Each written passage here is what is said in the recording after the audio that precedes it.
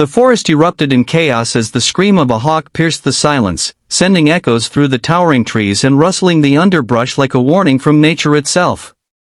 But deep in the heart of the Everglades, danger had already coiled itself around a life that had no idea it was being hunted. This wasn't just any animal, though. This was Grizzly, a massive, battle-scarred rescue dog with a heart of gold and a past full of pain. What happened next would shock the Rangers, reshape their bond with the natural world, and leave an unforgettable mark on anyone who heard the tale. It all began on a sweltering morning in late July. The Florida sun beat down on the marshlands like a molten hammer, and the air hung thick with humidity. Ranger Carla Santiago wiped the sweat from her brow as she adjusted the straps of her backpack. She'd been part of the Everglades Wildlife Protection Unit for nearly a decade, but no day was ever the same. Her partner for the day? Grizzly. A 110-pound Anatolian Shepherd mix, saved from a dogfighting ring 3 years ago and trained as a wildlife tracker. Grizzly had scars all over his body but none on his soul. Despite everything he'd been through, he was known for his gentleness, especially around young animals and children. Rangers often joked that Grizzly wasn't a dog, but an old soul in fur, sent back to guard the woods. But that morning, something about him was off. He whined softly as they passed a trail, then bolted into the brush. "Grizz! Wait up!" Carla shouted, crashing through ferns and palmettos after him. Her heart raced, not from the chase, but from the worry. Grizzly never disobeyed. She found him growling low at a dense patch of ferns. Carla's breath caught when she saw the source of his agitation, a massive Burmese python, easily over 18 feet long, coiled tightly around a baby deer.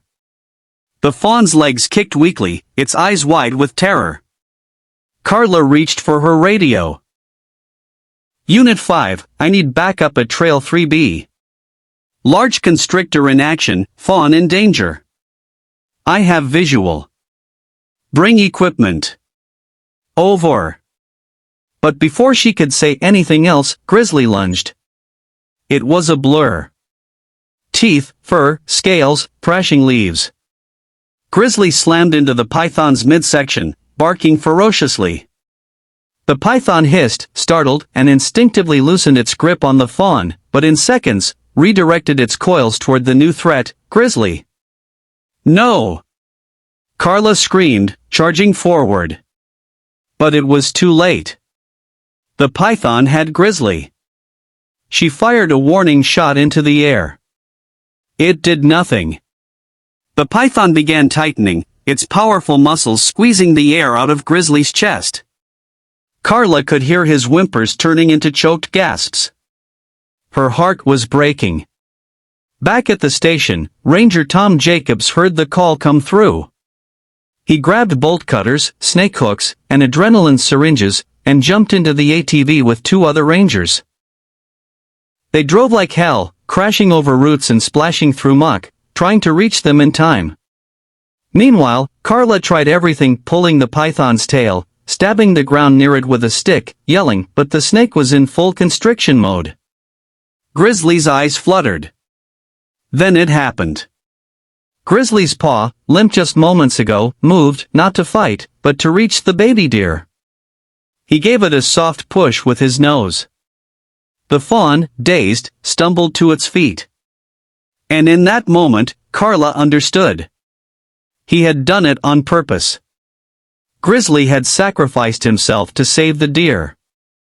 "No, Grizz, no, no, no," she sobbed, grabbing the snake's head and trying to pry it loose.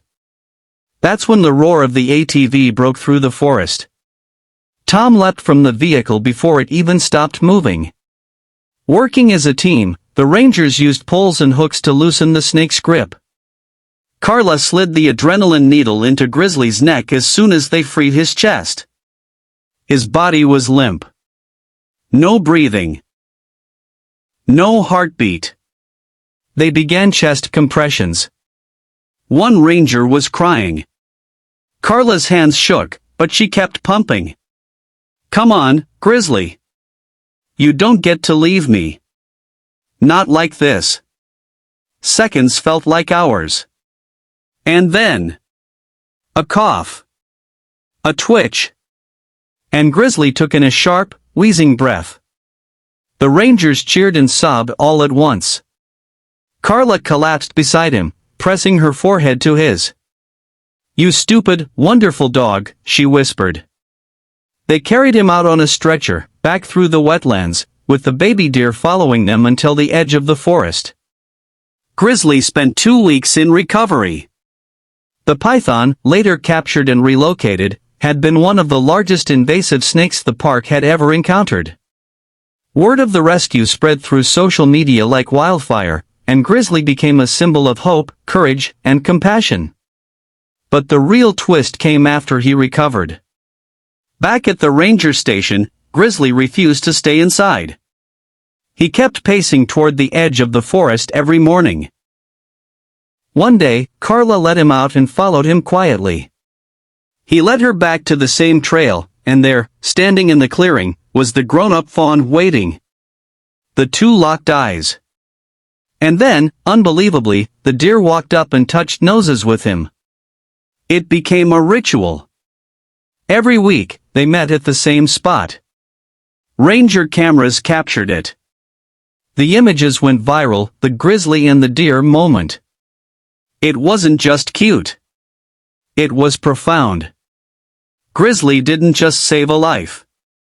He made a friend for life.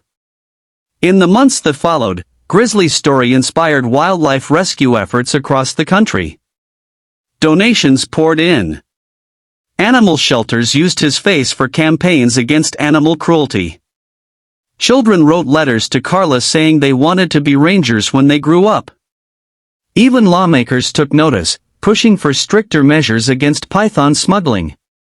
And Grizzly?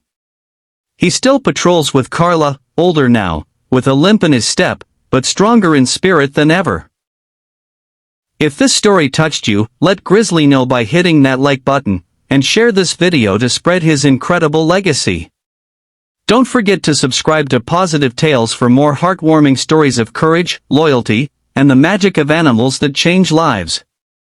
And always remember, heroes don't always wear capes, sometimes they wear collars.